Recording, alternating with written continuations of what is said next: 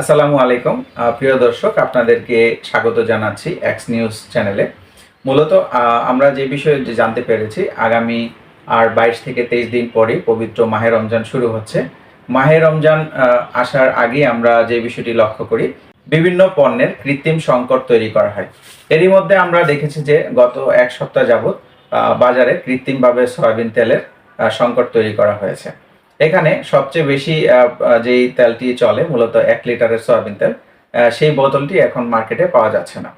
এবং ভালো ব্র্যান্ড যেগুলো আছে, ওই ব্র্যান্ডের তেলের বাহিরে বাজারে বর্তমানে দেখা যাচ্ছে যে নন ব্র্যান্ডের বা নতুন কিছু ব্র্যান্ডের তেল বাজারে পাওয়া যাচ্ছে।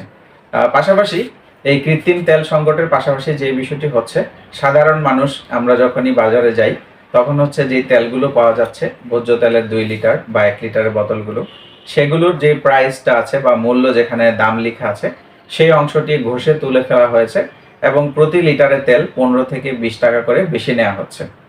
এবং আমরা যারা খুচরা বিক্রেতা আছে বিভিন্ন দোকানের, তাদেরকে জিজ্ঞেস করলে বলা হচ্ছে যে এই মূলত বর্তমানে বাজারে তেলের কৃত্রিম সংকট তৈরি আছে। তারা যখনই কিনতে যায় তখন তারা এই বোতলগুলো অ্যাভেলেবেল পাচ্ছে না। আমরা জেনেছি বাংলাদেশে বর্তমানে যে সয়াবিন তেলের বাজার আছে, সেখানে প্রায় 90% তেলই আমরা দেশের বাইরে থেকে মূলত আমদানি করে থাকি। তো এই আমদানিতে মূলত 11টি প্রতিষ্ঠান নিয়ন্ত্রণ করে থাকে। এর মধ্যে সিটি গ্রুপ, বসুন্ধরা গ্রুপ এবং হচ্ছে মেঘনা গ্রুপ, মূলত এগুলোই হচ্ছে সয়াবিন তেলের বেশিরভাগ অংশগুলো নিয়ন্ত্রণ করছে।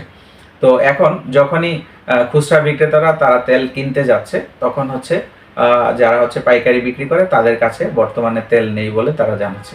তাহলে আসলে প্রশ্নটা হচ্ছে যে এই তেলের সংকটটা কি মূলত খুচরা বিক্রেতা তৈরি করছে, নাকি যারা ডিলার আছে তাদের থেকেই সংকট তৈরি হচ্ছে? সাধারণ মানুষ জানতে চাচ্ছে যে নাকি যেই কোম্পানিগুলো মূলত তেলগুলো আমদানি করে তাদের থেকেই সংকটটা তৈরি হচ্ছে। আমরা প্রতি বছরই লক্ষ্য করি যে মাহে রমজান আসার আগেই মূলত এই তেলের কৃত্রিম সংকট তৈরি করা হয়। তো এই সংকটগুলো নিয়ে সাধারণ মানুষ আসলে অনেক তাদের রমজান মাসের খরচের পরিমাণ অনেক বেড়ে যায় এবং হচ্ছে খরচ বেড়ে যাওয়ার কারণে তাদের আসলে হিমশিম খেতে হচ্ছে। এখানে মাছের দাম, সবজি, তরকারি এবং যতগুলো খেজুর, চিনি, গুড়, এগুলোর দাম অনেক পরিমাণ বেড়ে যাচ্ছে। তো এই বিষয়গুলো নিয়ে সাধারণ মানুষের আমরা বক্তব্য শুনেছি। তারা বলছিল যে তাদের এক্সপেকটেশন ছিল যে এই সরকারের আমল থেকেও তারা অ্যাটলিস্ট যদি ভালো একটা সাপোর্ট পেত।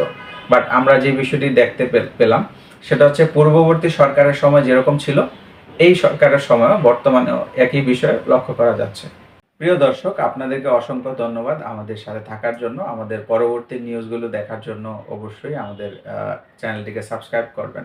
ধন্যবাদ। আসসালামু আলাইকুম।